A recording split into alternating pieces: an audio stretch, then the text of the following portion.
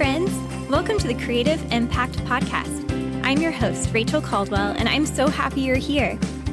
Each episode, I take some time to chat with fellow artists about life, faith, and the impact of the arts. We just get so wrapped up in what we're doing, and if we do it well, we will be loved more. We will be appreciated more. We will be promoted. We will recognized. be, in college, getting a better grade for what you're doing, in that performance. And so I think our identity as humans, and especially as believers, is not what we do. It's who he says we are. We're fully into November now, and I hope wherever you are, you're able to slow down a bit and enjoy this change of season. Are you subscribed to the show? If not, today is the perfect day to subscribe. When you subscribe, new episodes will be ready and waiting for you every Tuesday. On today's episode, my sweet friend Melissa Livingston joins me. Melissa and I met as dance majors at Belhaven University and have enjoyed cheering each other on in life ever since. Melissa and her husband Jeremy are passionate about ministry and discipleship and are also health coaches to help encourage others towards optimal and holistic health. We start by sharing our love for all things fall and reminiscing a bit about our college years. Melissa shares about her journey as a dancer from beginning as a young girl to the God story of how she ended up pursuing her BFA in dance. For Melissa, connecting faith to her life as a dancer was a challenge. She shares how a serious low point in college allowed her to grow closer to God and even integrate her faith more deeply into her art form. After college, Melissa continued to develop a love for teaching and spent 5 years teaching ballet for the pre-professional students at the Link School of the Arts. We chat about where Melissa's love for teaching began and the power and beauty of mentorship. Over time, Melissa felt new dreams awakening, and she began to transition into ministry. Her passion for teaching has taken new shape as she and Jeremy continue to teach and disciple others through ministry in the local church.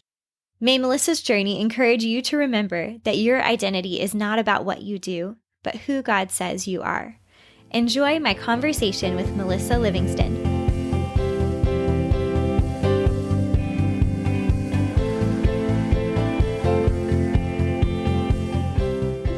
Melissa, I'm super excited to have you on the podcast today. Yay. Hi, thank you for having me. It's such an honor to be here with you. It's super fun getting to catch up and just, get to share some of my favorite people with the world. So, well, you're one of my favorite people, so I'm glad to be here. Yes. So first of all, we are kind of in the midst of fall, and I think when this airs, it'll be right around Thanksgiving or getting close to Thanksgiving, which is super fun. And I happen to know that you love fall. Yes, I am a big fall fan. I grew up in Pennsylvania, and we had the best falls ever. Yeah, so with actual colors. Yeah, cold weather. It's just enough for a little jacket or a sweater. Mm-hmm. You're not sweating. It's just my favorite. I love everything pumpkin. It's wonderful. Yes. So are you a pumpkin spice latte person? I definitely am. I'm definitely a basic white girl when it comes to that. No shame. That is awesome. I'm not really a coffee drinker, but I do love pumpkin and pumpkin bread, all the things. Yes. So it's really fun right now. It's actually finally gotten cool here too. Ooh, so nice. It's kind of I'm wearing a sweatshirt. Not that people can see that, but super fun. Yeah. Gotta love a little sweatshirt, scarf, Yeah, so good. Warm drink. It's the best. Coziness. I love it. Yes, all so the coziness. Good. Well, I knew you would appreciate getting to talk about the season. But do you want to share just a little bit about yourself and kind of how we got connected? Yeah, Belhaven. So. Yeah, Belhaven, good old Belhaven. So like I said, I'm originally from right outside of Philadelphia in Pennsylvania, born and raised there. I am currently living in Michigan. We live in the city of Ypsilanti, which is about 15 minutes east of Ann Arbor. Okay. My husband would be so proud for me to say, go blue. It doesn't really matter for me, but we live right outside of Ann Arbor currently. We have been married for a little over 2 years, and that's been wonderful. And we're actually getting ready to move back to the Metro Detroit area, which is an hour northeast of here, I believe. Okay. So I lived there for 5 years while I was teaching dance. And we have a lot of friends there, a lot of connections there. And my husband actually has a job in Troy. So we'll end up Awesome. moving back there in about 2 weeks from now. So we're super excited just to get back into an area that I've lived in. Jeremy actually lived there for a little bit as well previously. And so there's just a lot to do there. There's a lot of familiar people and we're just really excited. Yeah. And it's fun. Yeah. Being somewhere where you feel like is a home to you, you know, and kind of getting back into the stomping grounds and stuff. That'll be really fun. Definitely. So back cool. into my stomping grounds. Yes. I'm excited to hear more about that. Yay.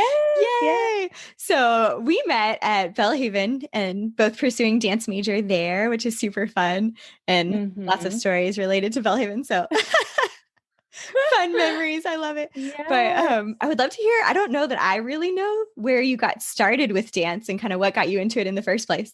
Sure. Yeah. So I don't ever really remember wanting to dance. I don't remember it being this like, mommy, I want to dance kind of thing. But my mom had said that when I was little, I used to always run around on my little tippy toes, just like lots of little kids will do. And so she had asked me one time if I wanted to do ballet. And I was like, yeah, sure.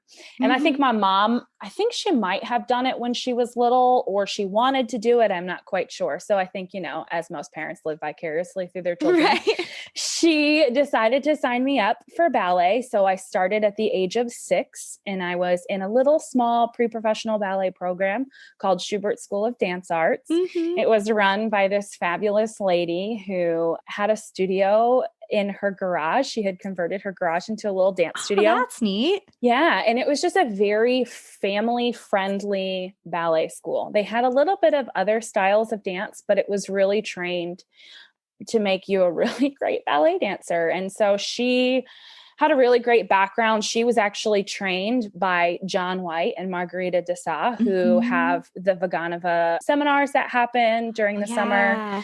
They're based right outside of Philadelphia, and they actually taught at the School of Pennsylvania Ballet back years ago when it was that. Okay. And that's how they met my teacher.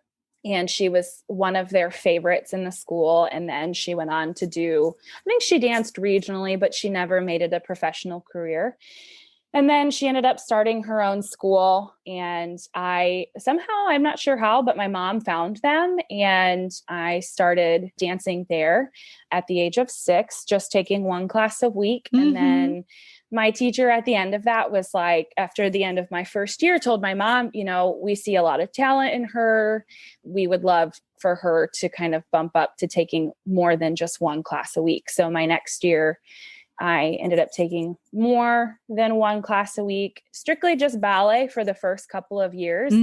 She taught, obviously, the Vaganova method, which I'm a firm believer in. Yes. And so, yeah, I just started training and fell in love with it. By the time I was 10, I was dancing in the advanced level at my school. Oh, cool. I was the little runt in the class, but that's pretty early on. Yeah. Yeah. And it was a smaller school, but still there was probably anywhere between maybe 15 to 20 girls in the class. And so it was an honor and a privilege to be asked to take that class. And I was taking classes that were in my level as well, but it was a good little push for me. And then I went on point at the age of 10. It was right before I turned 11, but I was pretty strong. Then I started taking a little bit of jazz. And then I think I took like hip hop for like a year and a half, but it was just not my thing. And so then I ended up doing a couple of other different styles as well, but you know, just really mainly focused on ballet. And we did full length ballets every single year at the end of the school year. So I grew up doing all of the classics like Sleeping Beauty and Swan Lake and you name it, Don Quixote. That's so much fun. I've been in all of them. Coppelia, I've been in that like twice. I've actually It was actually the old man in Cobelia. I was Dr. Cobelius one year after I was out of high school. I know. That is so funny, and out of college. And so I've done so many different roles. I just fell in love with ballet. I fell in love with the music. I fell in love with the approach and just the style of it. Mm-hmm. It's so hard. It's one of the hardest. I mean, I believe it's the hardest style of dance out there. Super challenging. But it's just so beautiful to me. And I love music. Musicality was a really big thing for me. And I just loved the connection between the music and movement, and felt like I could really express myself. So that was my start. And then I ended up in high school. I was going through a little bit of like a family change, and just within our family, we were leaving a school that we were a part of, just with like regular academic school. And I either was going to go to the local high school, was going to be homeschooled, which was not for me. Bless you, homeschool families out there. Yes, you guys are amazing out there. Could not do it for myself. I'm too social. And then there was actually a new performing arts high school that had just opened up the year before I would go. And I had some friends from my dance studio that were going there, and I actually ended up auditioning and got accepted. Oh, cool. And so I ended up going to a performing arts high school. So I was doing the performing arts high school all 9th through 12th grade. And then I also still kept dancing at my studio in the evenings. And at the performing arts high school, that's where I learned what modern dance was. Yeah. And it was I ended up falling in love with it. But at first I was like, what? We rolled to the floor? This is what dance is. What is this? It took me so long just trying to figure out how to roll to the floor. Just a simple roll. It was struggle so is real, people. The struggle is real.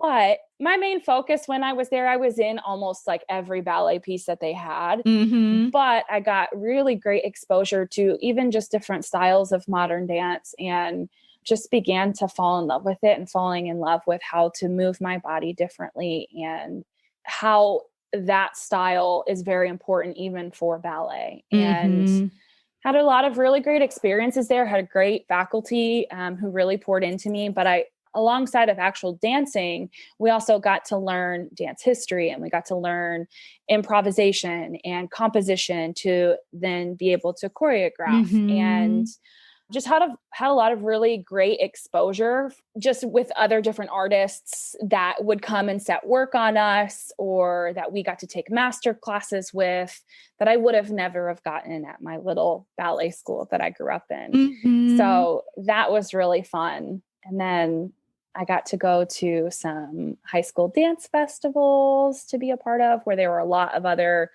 either dance schools or performing arts high schools that all got to be a part of it. We got to perform there. That's really cool. We got to take a lot of master classes, got to get connected with summer programs and college programs. And that's actually how I found out about Belhaven. Oh, cool. Nice. Good segue. That's awesome. So you're at like one of these festivals. Do they do like a college fair and stuff like that, where they have like a lot of different programs represented? It's similar. So my junior year, I went, and they have at each year of the festival, they have a regional or they have a national festival. But like a bunch of, like, I can remember Booker T. Washington School in Texas, they would come, and they would be there, and there would be like awards, and there was just so much going on. There was companies from all over the United States coming to promote their programs. And so we actually got to perform a work that was set on us my junior year of high school in their big gala.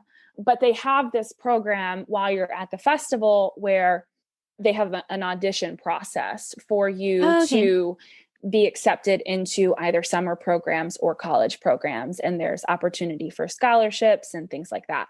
So each school that came to the festival that attended had to pick 10 people from their school to be in this audition process. So both years that we were there, I was picked for that. And you would have a list of all of the summer programs and then all of the college programs that were there that you wanted to kind of select to look at you. And there would be I other see. schools that could like look at you as well if they really thought you had Mm-hmm. something and they wanted you to be a part of their program. So my junior year, it was basically all just summer intensives and got accepted to a couple of them here and there. But then my senior year, it was very interesting because the festival was held in Philadelphia, which was so close to where we were from. And we were down there for a few days. And I can remember being out of all of the people that was in my senior class, and especially all of the ones that got picked to audition for this program, I was the only one who had no idea where I was going to college. And it was March. It was like the end of March or April of my senior year. Yeah. So that is pretty late. I was panicked because I had done the audition chores and I had connections with all of these different schools that I had auditioned for and applied for. And they were all like, oh, Melissa, you'll have no problem getting in. They'll love you. In each one of those schools, one was in New York, one was in Ohio, one was in North Carolina. And I had connections at every single one. And they were all saying, you'll have no problem getting picked to be at their school. They'll love you. And I got denied by each one. Oh, wow. So I was kind of in this moment of like, I'm a senior.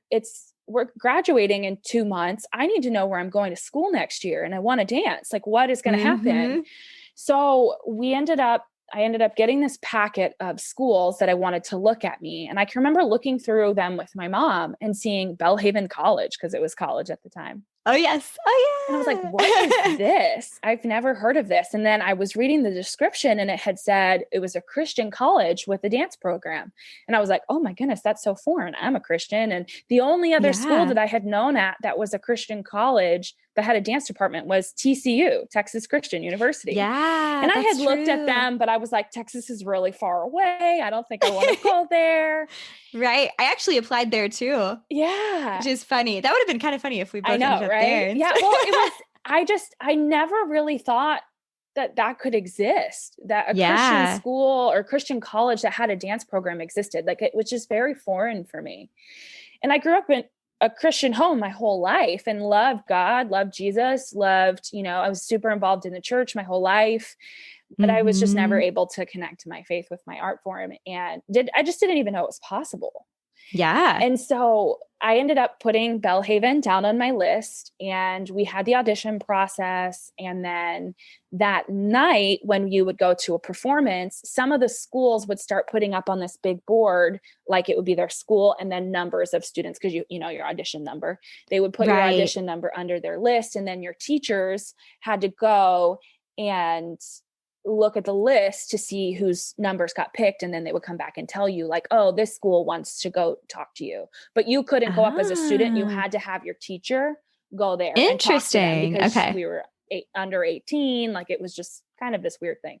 Right. So we went to the performance, and at the end of the performance, my teachers came back because they had looked at the boards, and every other person, the 9 other people that had auditioned with me, they all had their numbers up on the board and mine wasn't up there. Oh no. And I'm like, are you kidding me? Like, so defeating. Oh. And I was like at the top of my class. I wasn't like a beginner level. I wouldn't say I was the best person, but I was pretty much at the top of my class. I was in the highest levels, like always. And so I was very confused. And they're like, oh, well, Belhaven hasn't put their list up yet. So I was like, okay. So the next morning, Belhaven put their list up and my number was on their list. And then I was in line for a scholarship as well. And so that was really great. And we got to go talk to them and got to meet the professors. And at the time, or the people that were there, it was Stephen Wynn and Laura Morton. Shout out to them. They're the ones who recruited me. We'll always have a special spot in my heart for them.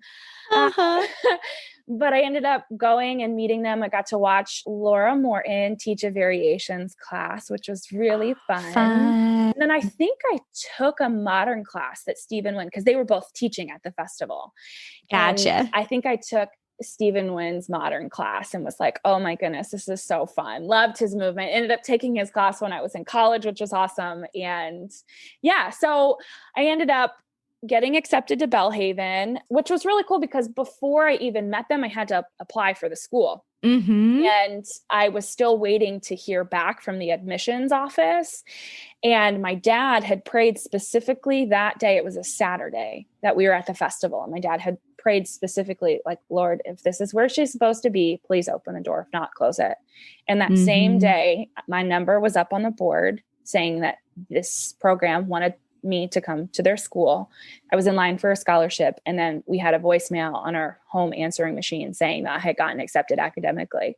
Oh, wow. So it was kind of this, okay, Lord, I see what you're doing here. This is clearly where you want me to go. Yeah. And kind of clearly shutting these other doors that absolutely was like kind of not weird. meant for me. Yeah. So it was just a huge standing out moment of like, this is where you're supposed to be. Nothing else is where you're supposed to go. And I was like, okay, great. Where's Mississippi? I had no idea. I thought it was just straight down from Pennsylvania. No, it's like in a little bit.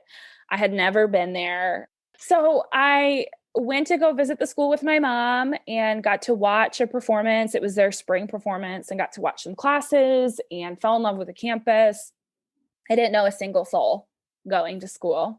I had no connections. A lot of people hear about Belhaven from Ballet Magnificat. I had no idea what that was until I got to Belhaven. And I knew of one person that was coming to the school that year, and it was our friend Eric Sampson. Shout out to Eric if you're listening. Shout out, Eric. Yeah, he used to dance with somebody that was at a summer intensive that I was at like the year before or something. And we still stayed connected on social media. And she was like, I have a friend who's going there. And so I got to know him. But other than that, I did not know. I never met him. I didn't know anyone. I didn't know where Mississippi was. I had no idea what I was about to get myself involved in. But that's how I got to Belhaven and met you our first week of school. Were we in the same like year group 7? Yes, that's right. Yes. I was like, wait a second, it's coming back to me. I know. I was thinking about that earlier. I was like, we were there from the beginning. Same year group. So fun. Yeah. That's awesome. It was good times for sure. Yeah. It was really awesome at Belhaven. And like you said, it's pretty rare to find a program where you're really combining your faith with your art form, and especially with dance, because that's just kind of rare in general. But it's kind of interesting with Belhaven. I feel like the dance department was like 10% of the school or something. It's a pretty large program considering the size of the school, which is really cool looking back at it now. Yeah. And I'm a strong believer that it was the best program at the school. Looking at it and seeing, I mean, just the caliber of dance that was there, and even just the caliber of how it grew from the time we were freshmen to like then other faculty members stepping in as well and just kind of changing the pace for it. I just feel very strongly about the faculty there and who has been there, who has left, who has come in. It was such a gift and such an experience to be able to be there and work with certain artists. I'm forever thankful, for sure. Yeah, me too. And do you remember, I think our first piece we did was with Miss Tucker. Oh, yeah. And Copelia, Dance of the Hours. We had the nice like pink romantic tutu. Oh my gosh, yes. And I think we were kind of like opposite each other in the formation, if I remember. Sure were. I just remember looking back. I think there was a picture of us like together on campus somewhere. So that's why I remember it. Otherwise, I probably wouldn't remember the formation, but super fun. Aw, so sweet. I love those memories. Any like funny stories you can remember from college that we should share with the world? Oh man, funny stories. I don't, I'm trying to think. I know. I'm trying to think of like funny things. Or just a story. I don't know. I can remember one thing I loved is when your parents came to visit. That was always one of my favorite things. They were so sweet. And they would just, we would go out to dinner and they just would love on us. And that was always fun for me because my family lived so far away. And so nobody really came to see me perform or anything. I had family who came twice. Right. But that 2 or 3 times, but that was about it. So yeah, that was super fun. They're like definitely sort of brought you into the family fold for sure. And a lot of the students as well. Super fun. Yeah. Actually, do you want to share a little bit about your family? Yeah. I love my family. So I am one of 6 children. My parents had 3 of us biologically. And then my parents got involved into the foster care life back in the late 80s. And so they ended up having a bunch of different foster kids. And then got to adopt two. And then their very first foster baby actually ended up coming back to live with them full time when Aww. he was, I think, 16. And Okay. so he Kind is of getting old enough to be like, yeah. Yeah. okay. His adopted family kind of fell apart really sadly, just some certain Yeah. things that had happened. And it was just a wild time for him. And so I think he really loved it out with my parents. And obviously he has so much respect for his family, his adopted family, but he ended up coming to live with us and my parents became his legal guardians when we were in high school. Cool. And so, yeah, he's just got a great story. And my parents have incredible hearts for people and especially for people who are the fatherless. And so they're very big inspirations for me and Jeremy. And I think that's a route that we'll definitely want to dive into one day when it's right for us. But yeah, so big family and they all, for the most part, live in Pennsylvania. I have one brother who lives in Florida with his family, but gotcha. Cool. Oh, so fun. Thanks for sharing. Yeah. That's really cool. So yeah, dance at Belhaven, how would you like describe the experience of kind of combining your faith with dance and what that looked like for you? Yeah. So to be honest, I think it was a struggle for me. I think it was really, obviously it was foreign. I had never known that it could be done. And I grew up in a very strong Christian home, but it was more legalistic. Not my home, the church that I grew up in was a very legalistic church. And I got judged for being a dancer. And there was no understanding of what it actually was that I was doing.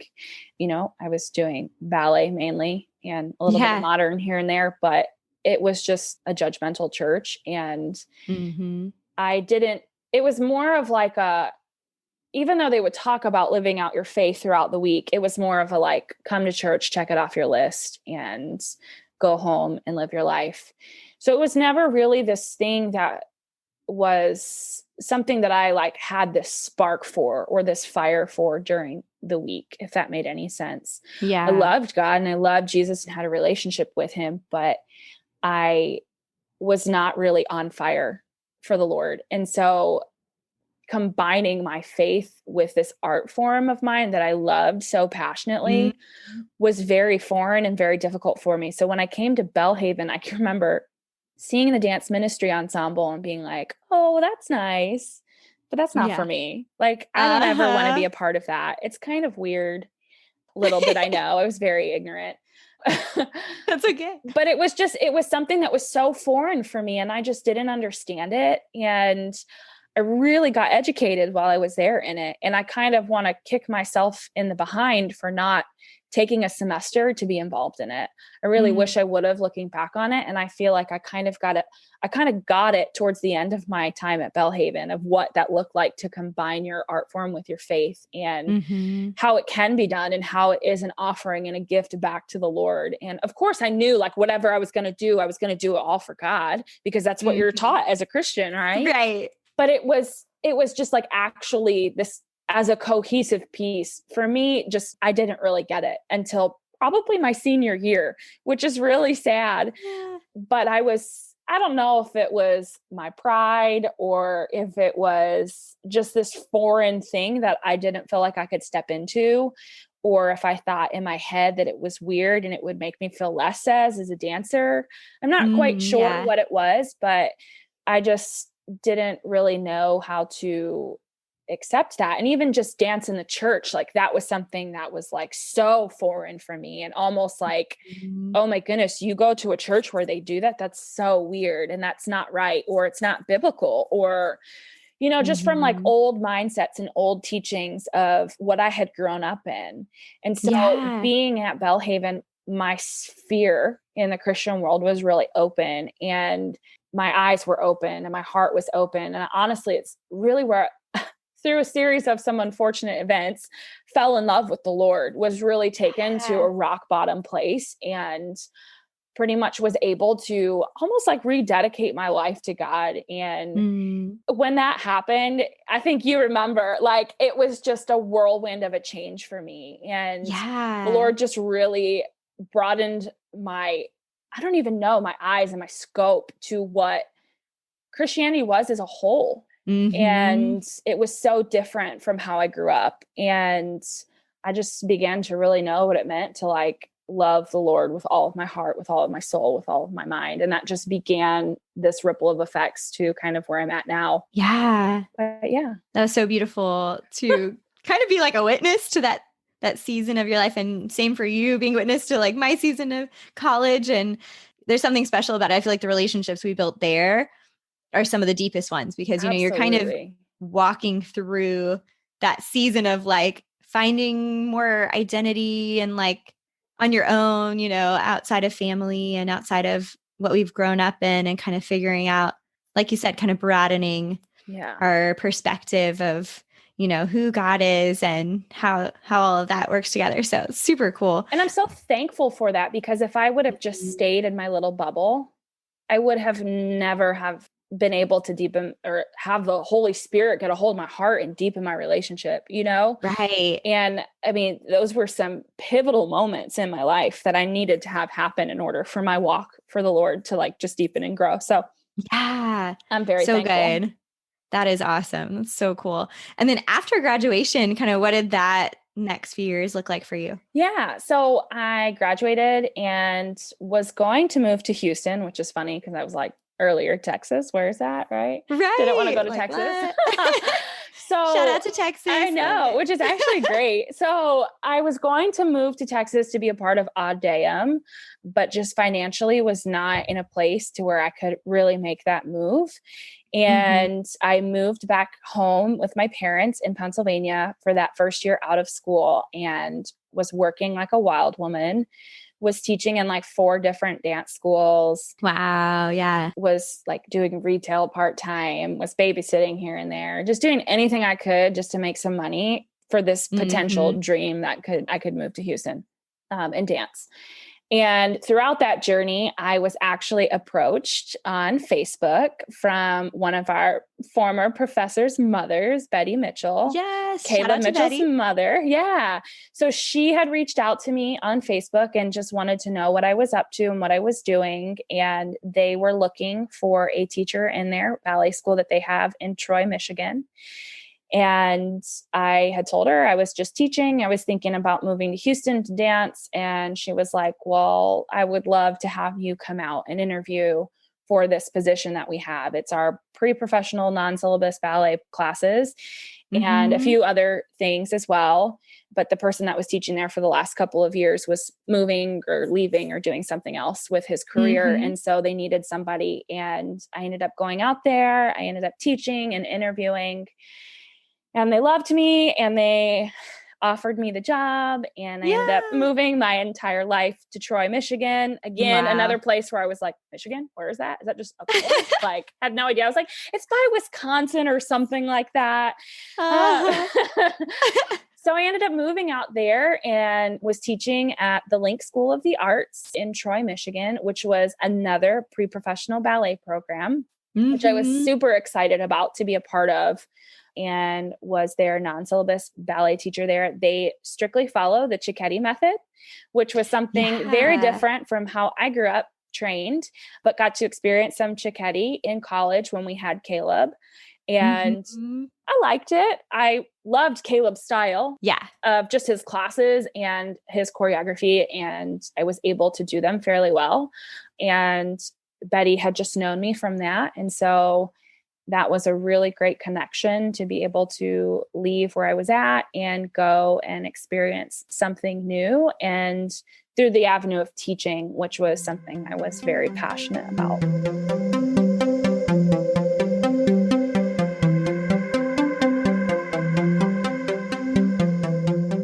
Are you interested in supporting the show and getting extra content?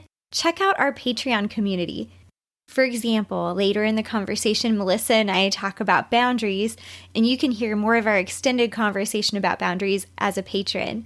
You can learn more at creativeimpactpodcast.com/Patreon.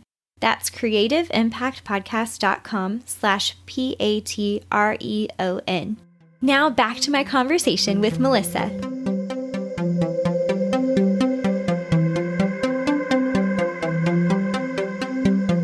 Where do you think that like the seed of loving teaching came from?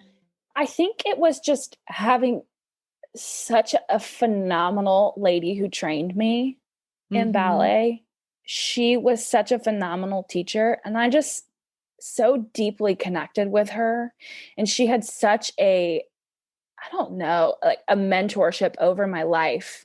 And I started to take, I don't know, at such a young age, started to take a class from like, if I were to ever teach this one day, like I want to watch my teacher and see how she does things and pick up on that. Oh, wow. That's really cool as a Yeah, younger I person to think that know. way. I don't know where the first thought of teaching came from, but I can just remember wanting to teach and just like Mm-hmm. having this desire to do it. And so my first ever experience with teaching a class in a sense was she allowed me to be kind of like a teacher's assistant when I was in 8th grade Oh, for the neat. pre-ballet class. And so at our school. And so I just helped the teacher who was teaching that class, kind of placing students in lines, getting them ready to go across the floor, setting them up, making sure their Mm-hmm. toe was pointed, walking Right. around while they're in their little straight lines, fixing their arms.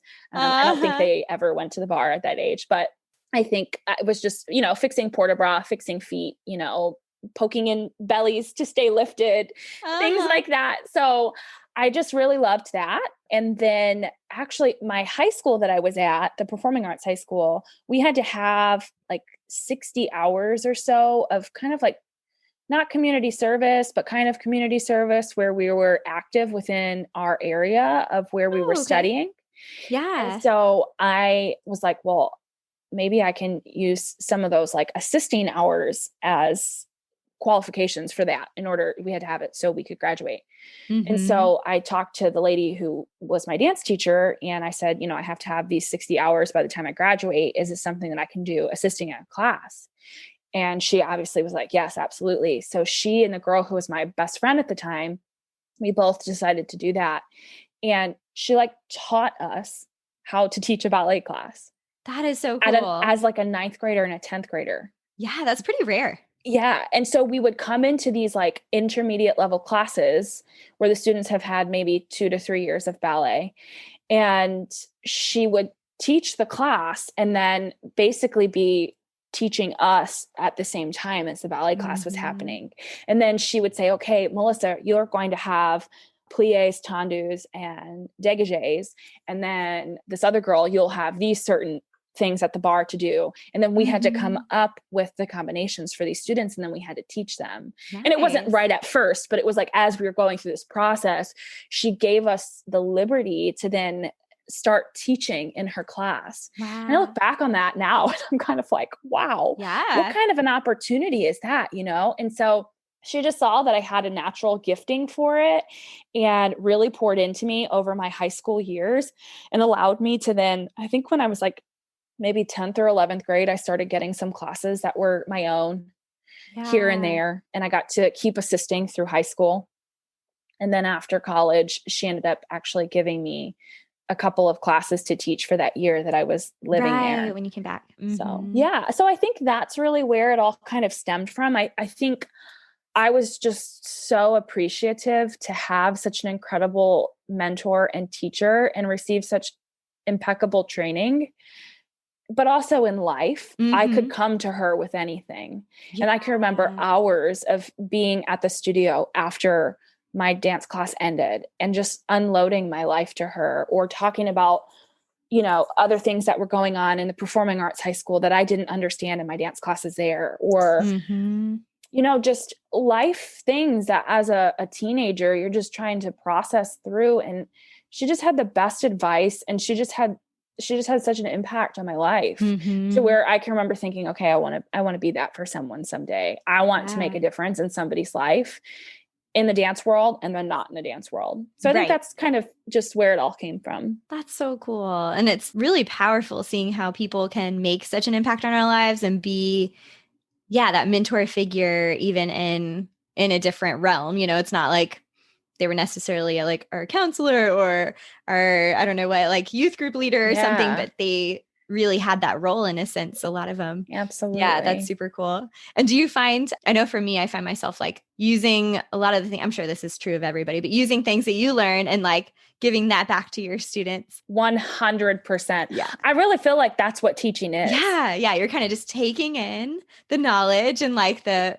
absolutely. Like, I always use the marshmallow analogy from Laura Morton for when I'm like talking about releves and anyway, but stuff like that, there's just little things that you hold on to and then kind of mold it to become your own in a way. Absolutely. 100%. Yeah. I feel like I'm like a great combination of this lady, Deanna, who was my ballet teacher, and then a little bit of Caleb Mitchell, and then a little bit of Laura Morton, and a little bit of Miss Newland, and a little bit, like you take certain aspects of things and other teachers that I had in high school, you just take it and they're things that really impact your life and really connect with you when it comes to just a teaching style, movement style, and then you make it your own and you pass it on. Yeah, for sure. It's so fun. So I'd love to hear like the transition. I know you kind of stepped out of kind of being super into the dance world or teaching world and more into ministry. And so I'd love to hear what led you that direction and then more about your experiences in ministry. Absolutely. Yeah. So I think really where it stems from is back in 2015, my grandmother passed away. And I was very close with her, and it had such a big impact on my family, her passing away.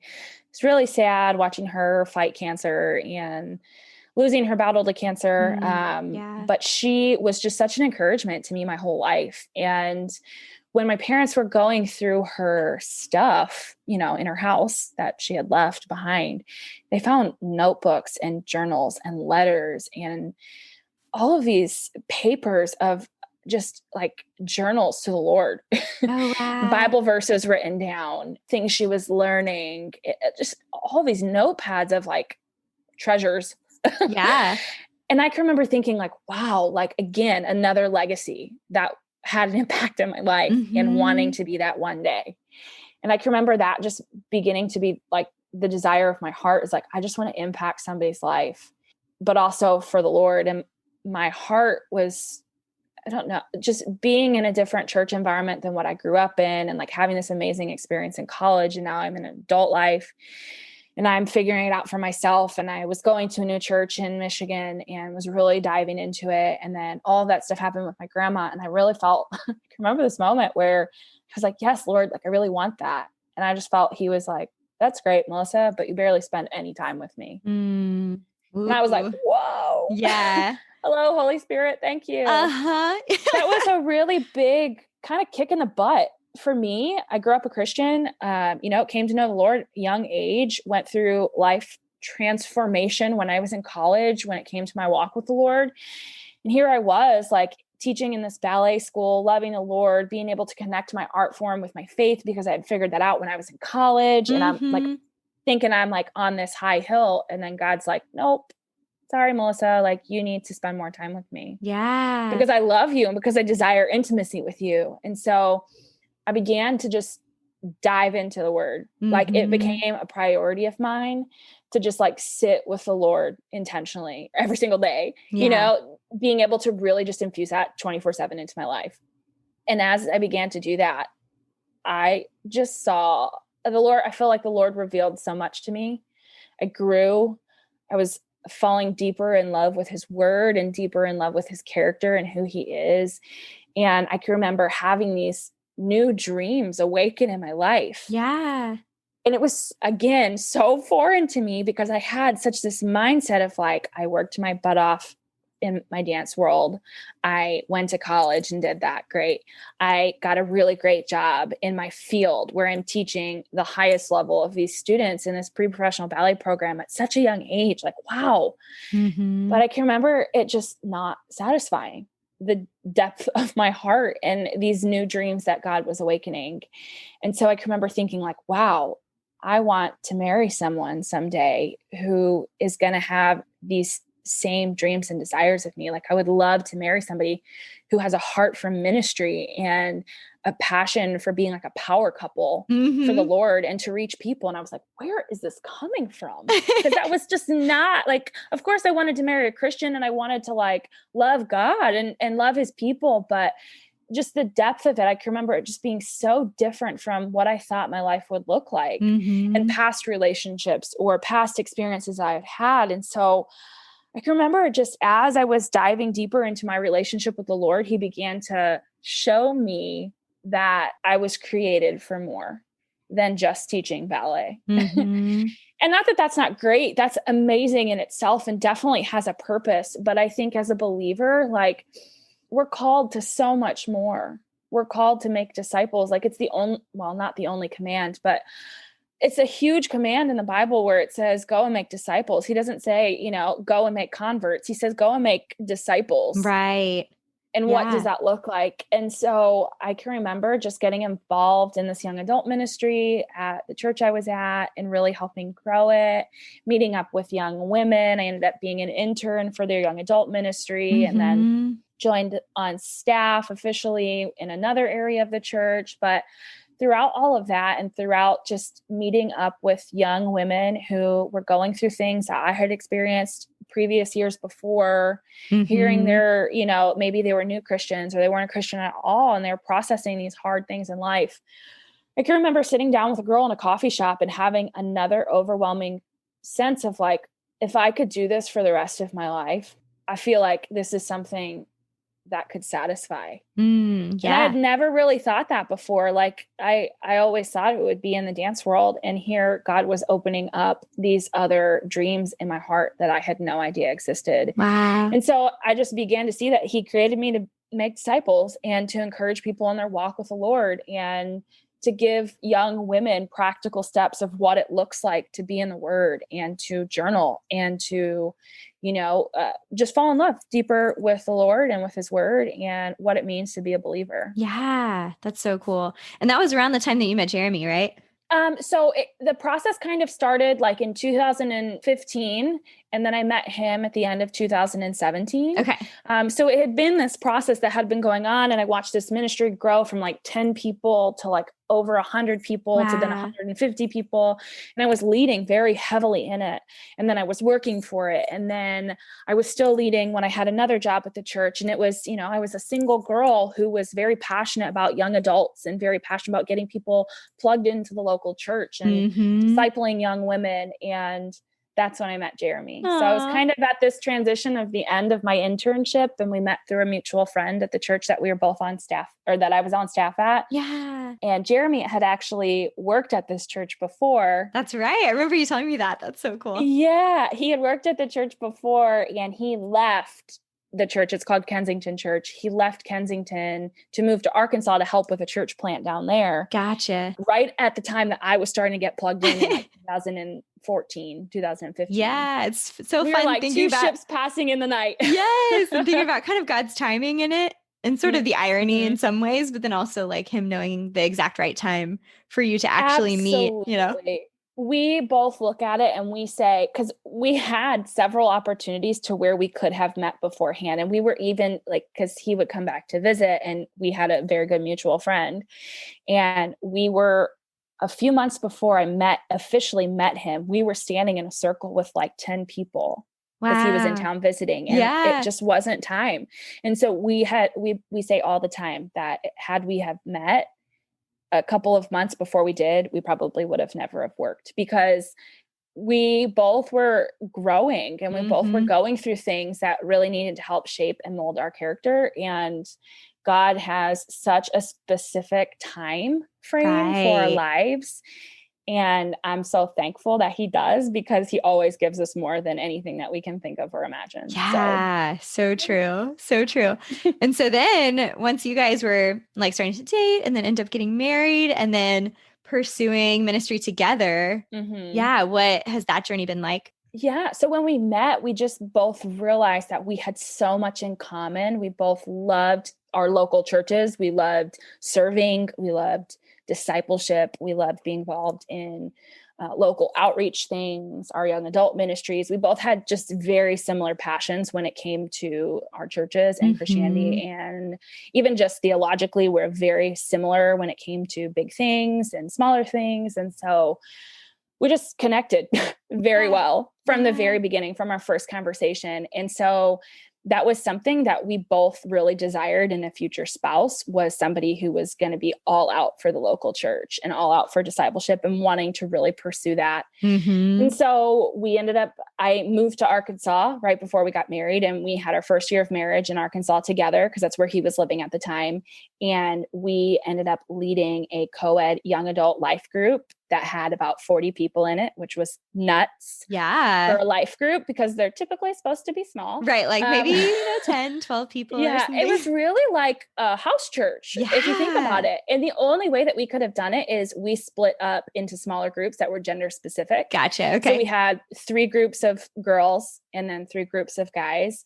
And so we kind of took that as a discipleship opportunity there. We were able to pick out people within our life group who could be small group leaders within that life group. Oh, yeah. And we were intentionally able to pour into them and build them up, as then they could go into their little small group within our big life group and pour into their people. Yeah, it really is kind of like a little mini church for sure. Yeah. Yeah. So we both just have a desire to be in ministry, and we were in Arkansas, and we kept thinking, like, if we want to be in ministry full time, we should start looking for what that might be. And we got connected with a church back in Michigan that was a church plant and had just launched a couple of months before we had gotten connected with them. And long story short, we actually ended up moving back to Michigan for this church. Jeremy joined the staff team there, doing student ministries and young adult and college stuff. And so we got to kind of help launch that at the church that we were at. And we loved it and loved having people in our home again, having people in our home maybe 3 to 4 times a week that were young adults that we could just pour into and love on and help disciple.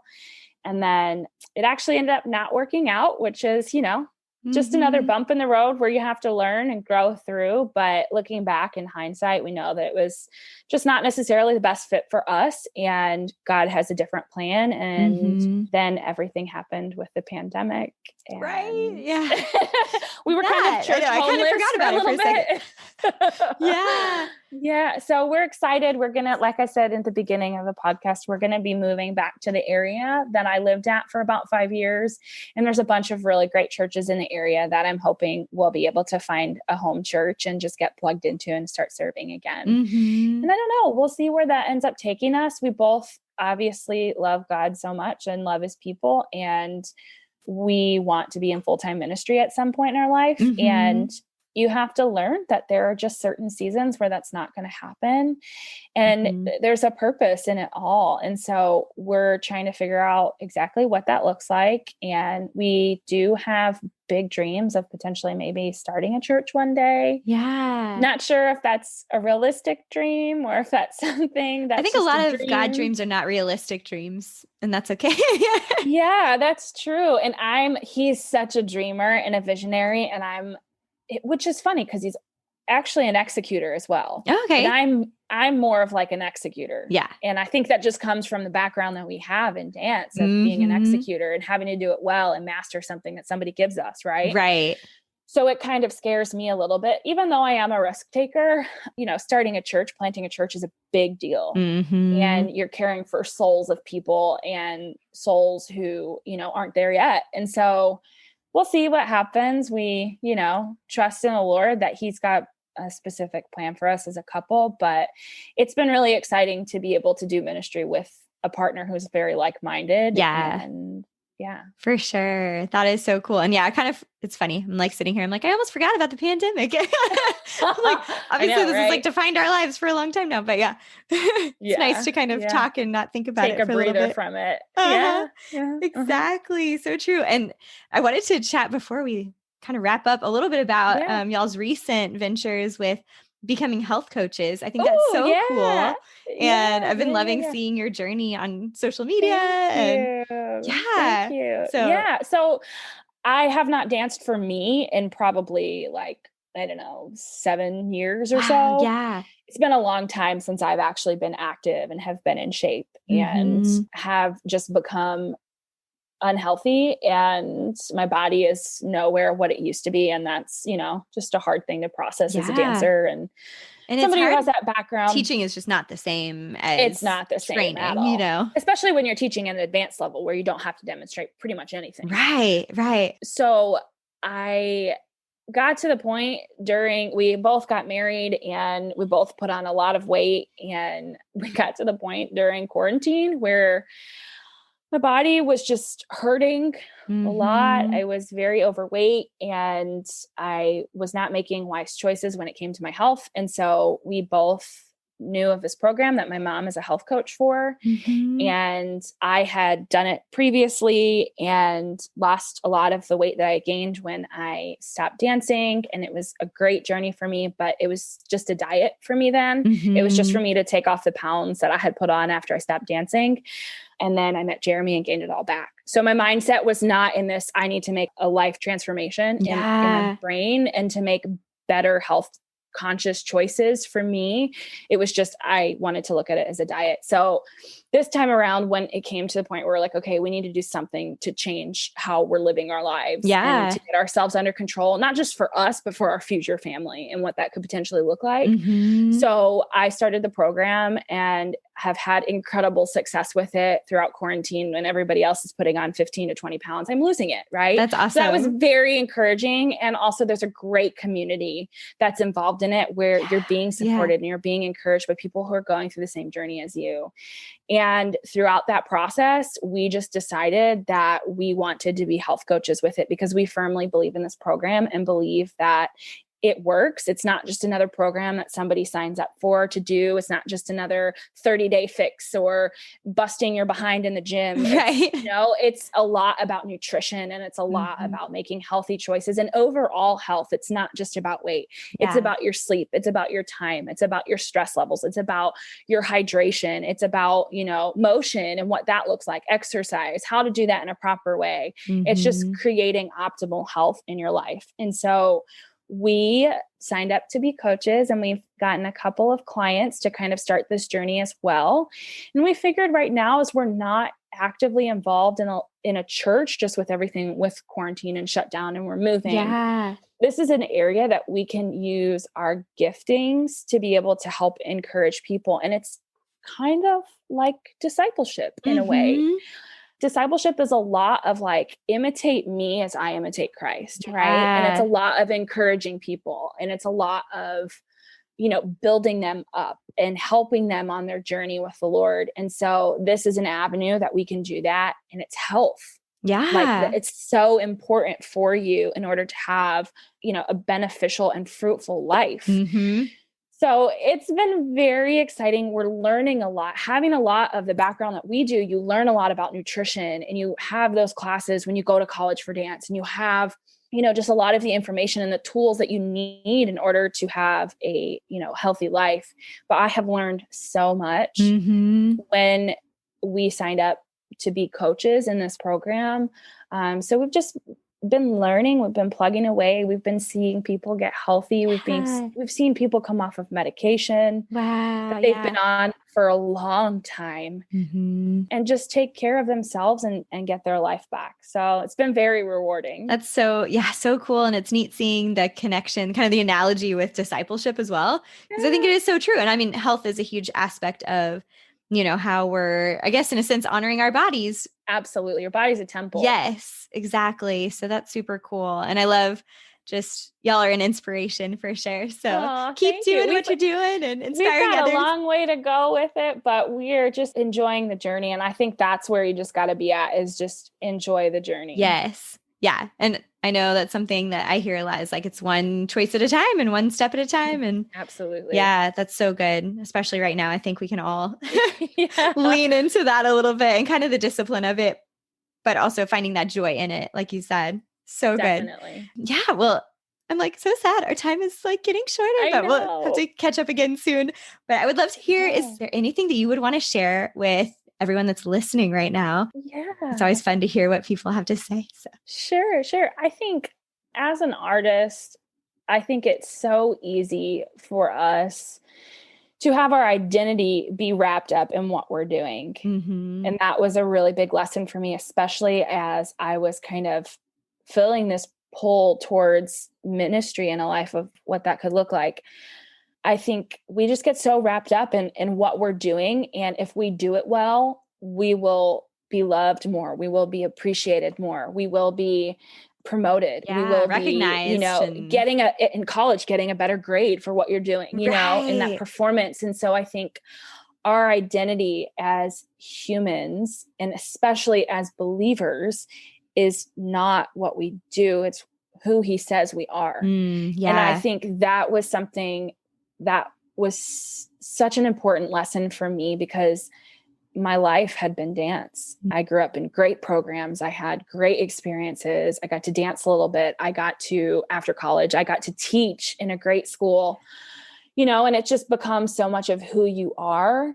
Mm-hmm. And at the end of the day, when all else fails, at the end of our lives, dance is going to not be there. Yeah. And so you have to know who you are and whose you are, and you have to know what he says about you. So I think having your identity so secure in Jesus will shape every other area of your life. Yeah. I think as artists, we become people pleasers and we become perfectionists, and which are in a way good things to have in a healthy manner, because you want to do well and you want to please your director. You want to please your boss. You want to please your peers. You want to do well for the sake of your team or of your company or whatever. But I think as long as you're firmly rooted in what God says about you, and he says, I am a daughter of the Most High King, or son of the Most High King. Like, I have rights to the inheritance of the kingdom of God. Like,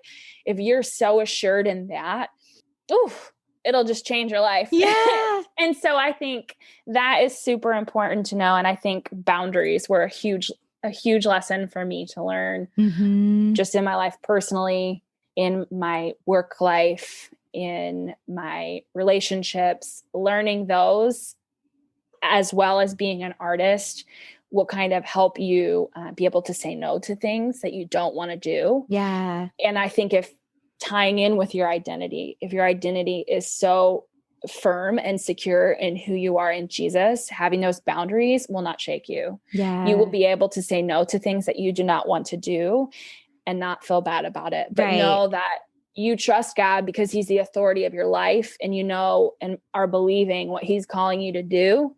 And if he's telling you to say no to something, then you need to listen to him, and it doesn't matter what other people say. Yeah. Love that so much. I like to ask people, what is one of your favorite things right now? Oh, super open-ended. So whatever, like, you would just happen to be talking about with your friends, like, hey, check this out.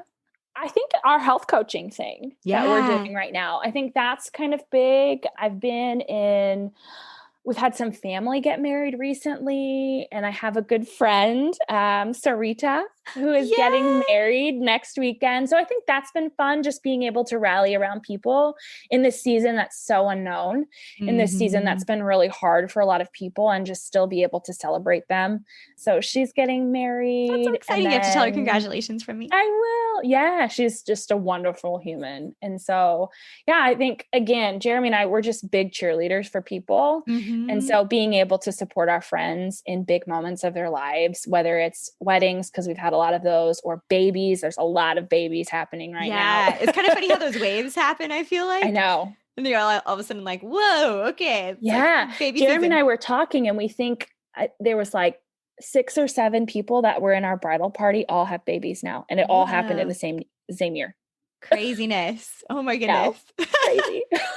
So funny thinking about. Yeah. I know. Yeah. So we just, love supporting our people. That's we'll awesome. Continue to do so. Love that so much. Well, I know there's probably people out there that are like, hey, I want to connect with Melissa and hear more about either like the health coaching and program, or just kind of connect with you in life. So is there a good way for people to contact you? Yeah, girl, hit me up on Instagram or on Facebook, Melissa Livingston. I think on Instagram it's Melissa Erin Livingston. Yeah. Cool. But yeah, just hit the follow button or add me as a friend. I love people and love friends. So add me and we can chat. Yes, that is so good. Yay. Well, thank you so much for taking time to come on the show. And just, I love getting to catch up. Yeah, it's been wonderful.